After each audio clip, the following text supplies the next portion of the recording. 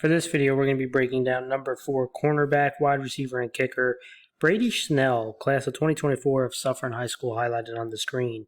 But before we dive further into the video, if you like this kind of content, please give a thumbs up and subscribe for future videos.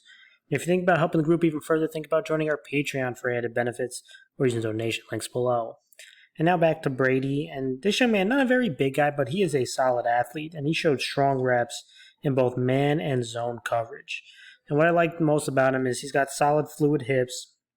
He does a good job of planning and attacking his wide receiver and getting into phase. And I do think he's at his best when he's playing off man, or whether he's in off coverage and playing in a zone compared to being press man. But I thought he held up pretty well even against some bigger wide receivers because he does a good job of attacking the football and getting into phase. Now, things he can work on, I do think he can be a better run defense corner, and I do think getting stronger will help with that, and also continue to work on different types of coverage, like I mentioned, soft man or press man. Let's go over a couple plays that I like. I mentioned he's highlighted right here. There's a long down marker. They got 2x2, but you're going to see two verticals, right? They have a deep safety here. They got two actually deep safeties, but this vertical on the inside is going to take him away. So it's going to end up being a one-on-one between a big-time wide receiver right here and himself. And he's in off coverage right here. So he's going to get some depth. They're going with a go route right here. They're going to try to win this one-on-one battle.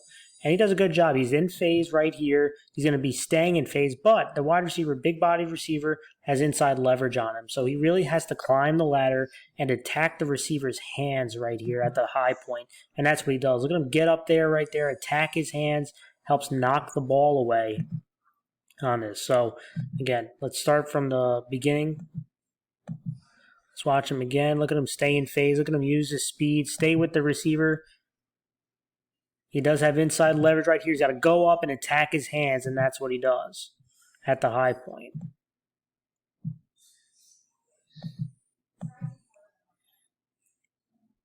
Doesn't get much of a backpedal, but he opens right away, right? He was reading the quarterback initially. I do like when corners get a little bit of reset, but again, don't know the exact technique that they're using. There's a lot of different ways that corners are taught. Look at him stay in phase right here. Look at him attack his hands. That's a good job. I mentioned both in man coverage and off coverage when he's in a zone, and this is kind of like a quarters coverage concept here.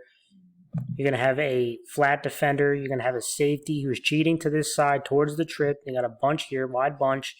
He's going to have kind of this inside from the hash mark to the middle of the field. The corner's got to have that hash mark to the sideline, right? So what's really important here when you get these kind of bunches, you get crisscrosses. It's important in the zone that you got to be able to read the different patterns, right? You can't just bail. You can't tunnel vision here. And that's what they're going to try to do. They're going to try to create confusion. They're going to have this inside receiver go vertical and then kind of drift towards the middle of the field. You're going to have this inside receiver break towards the outside, but they're going to stay on this vertical path for as long as they can to try to screw around with the corner, right? You're going to see initially when this works, corner actually opens his hip. This feels like a win right here for the offense because when he's breaking to the outside, it's difficult if you're not aware to break back towards the outside. Right, but he does a good job here. Look at him adjust, look at him open up his hips, and then go attack the football. Undercuts that route and attacks the football, knocks it away. There's a very strong rep in zone coverage. You want to try to keep your backpedal as long as possible. He opens up, he does backpedal there. He opens up his hips. He sees that outbreaking route. They'll look at him adjust, turn his hips, attack the football. Let's go to another play. Here he is highlighted right here. Again, off coverage, playing man against a vertical threat. He's going to be going on a go route. I want you to watch his feet here on this back pedal and then open up. He's got smooth hips, quick feet. Look at the quick feet right there. And that's what I like.